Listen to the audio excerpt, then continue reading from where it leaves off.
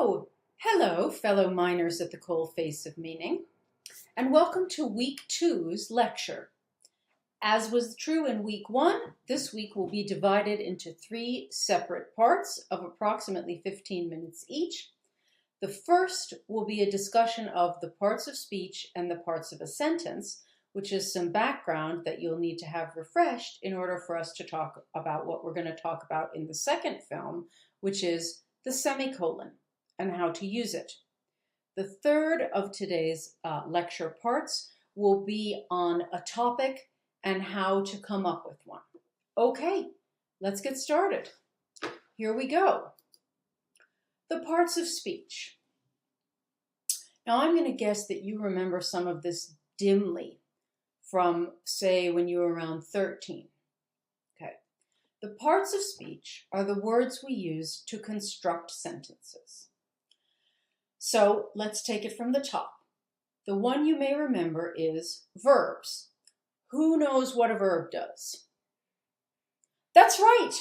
A verb is a doing word, or what in the States we call an action word. I actually prefer an action word because it sounds a little more zesty.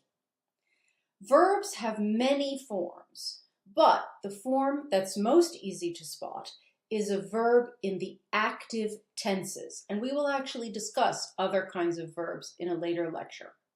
Verbs in the active tenses, the present tense, I eat. The past tense, I ate. The future, I will eat. Verbs also have an infinitive form, to eat, to dress, to write, to dance, to practice law.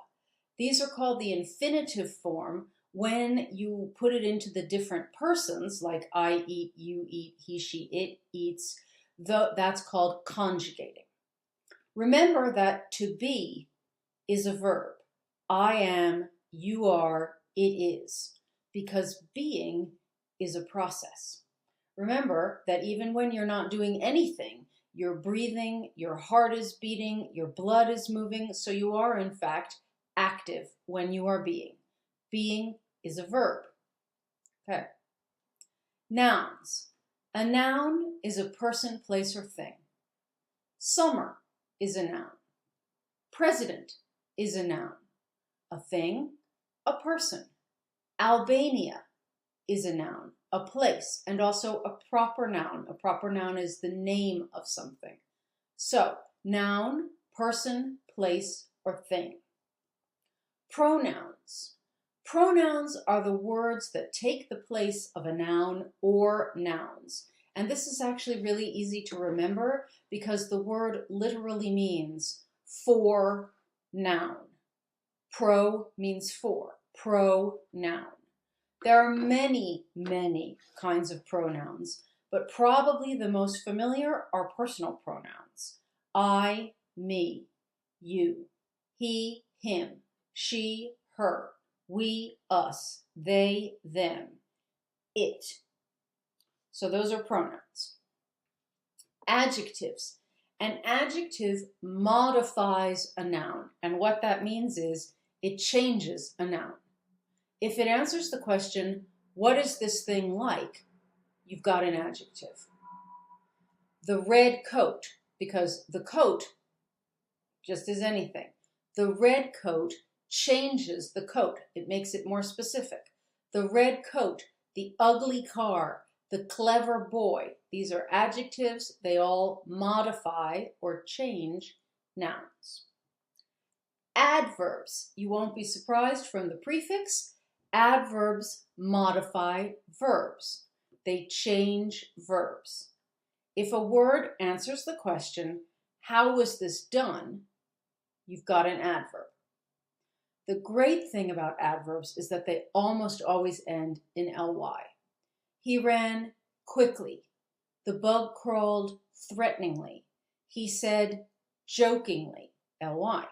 A few adverbs, though, don't end in ly. And the most common of these is well, as in he did it well. You'll notice that that answers the question, how was this done? It was done well, so you know it's an adverb. Conjunctions. Conjunctions are extremely important. A conjunction links up words and phrases. Now, when I was a little kid, there used to be these cartoons that came on Saturday mornings in the States, and they were called Schoolhouse Rock, because we couldn't just watch regular cartoons because America is a Protestant nation, and that means that you can't have fun unless you're also learning something. Schoolhouse Rock would do this thing where it would set like the building blocks of grammar and maths to music. And generally everyone who was a kid from like 1970 to like 1985 in the States will remember Schoolhouse Rock. And they always have a favorite. And my favorite was conjunctions. There's a conjunction song. And let's see if it clicks through because it's a great song. Ignore this ad. I don't like this ad. I don't like the way ramen is debased. There we go. Here we go. As your body grows bigger, Your mind must flower, it's great to learn. 'cause knowledge is power. That's true. Schoolhouse Rock is the tip of the book of your favorite schoolhouse rock. You've been waiting for Conjunction Junction.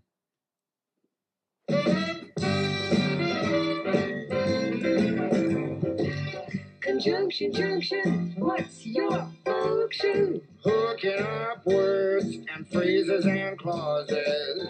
Conjunction junction, how's that function? I got 3 favorite cars that get most of my job done. Conjunction junction, what's their function? I got and, but, and or. They'll get you pretty far. And that's an adjective like this and that. But that's sort of the opposite. Not this, but that. And then there's or. O-R. When you have a choice like this or that. And but and or get you pretty far. Conjunction junction, what's your function? Hooking up 2 boxcars and making them run right. Milk and honey, bread and butter, peas and rice. Hey, that's not... I don't want to destroy the whole thing for you, so you can watch it all later on your own. But a conjunction links up words and phrases. The most common conjunctions are and, but, or for. But there's tons of others. You can find a list online. But remember, because this will be important in part 2 of this lecture, that however is not a conjunction. Good Lord. There we are. Conjunctive adverbs. A conjunctive adverb is a word that connects 2 clauses. In that way, it's like a conjunction. That's where it gets the first part of its name, conjunctive. It expresses cause and effect, sequence, contrast, comparison, or a similar connection. So far, it sounds like a conjunction, I know, but they aren't conjunctions. The best known conjunctive adverb is however. Hold on to that. It's really going to matter when we do the semicolon. But some others are thus, therefore, nevertheless. These are all words that you often see appearing at the beginning of a sentence, where you don't usually see a conjunction appearing at the beginning of a sentence. As the name suggests, conjunctive adverbs act like conjunctions in that they hook up phrases and link up clauses, but they are not conjunctions. And later, this is going to be very important. Now that we've got the parts of speech, let's talk about what happens when you put those parts of speech into a sentence.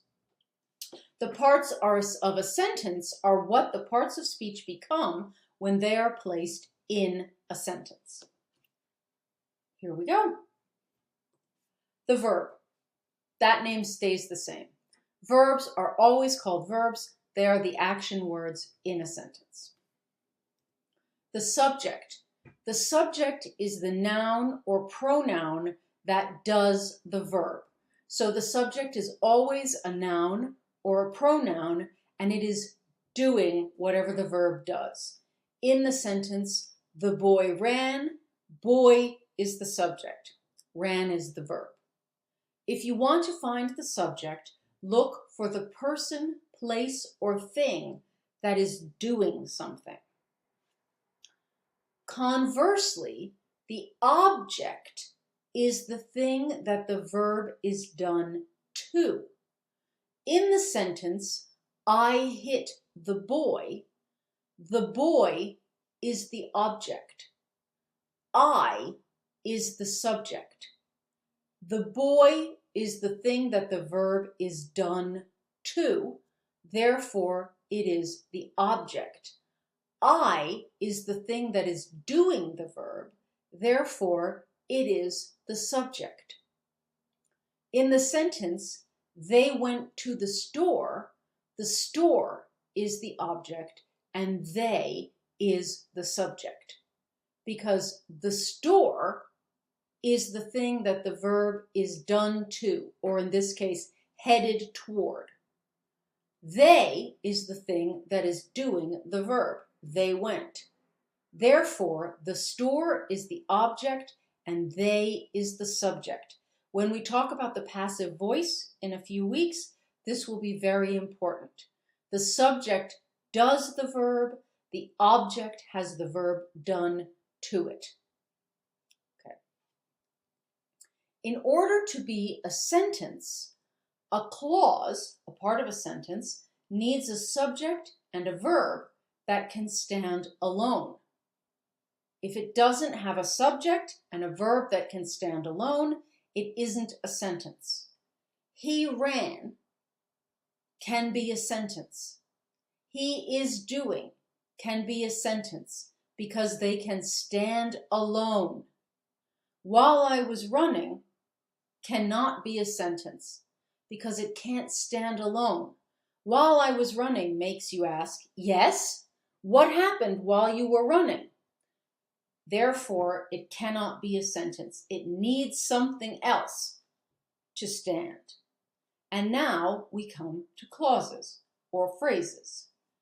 Independent clauses, which you may know as main clauses or main phrases, are phrases that can stand on their own. An independent or main clause has its own subject and independent verb. Claudio drove home. This can stand alone, so it is a main clause. Dependent clauses, which you may know as subordinate clauses or subordinate phrases, are phrases that cannot stand on their own. To make sense, a dependent clause needs another phrase to help it. It is dependent on another clause, hence the name. Claudio drove home while he was still sober. While he was still sober makes no sense on its own. It needs Claudio drove home for its meaning. That means while he was still sober is the dependent or subordinate clause. Claudio drove home is the main clause or the main phrase. Sentences are often made up of a main clause and a subordinate clause. Sometimes sentences just are made up of main clauses, independent clauses. Sentences can never be made up of subordinate clauses. You need something for the subordinate clause to clutch onto. Now bear in mind, of course, that this is academic writing. The whole ball game is different when it comes to creative writing. Okay, now you have the tools that you need to move on to our discussion of semicolons and commas. So I'm going to close this out and I'm going to end the way I usually end, which is by saying, who do you know who's got 2 thumbs and is teaching you to be a better writer? That's correct, this gal. But who's got 2 index fingers and is becoming a better writer? That's also correct, you! See you in a minute.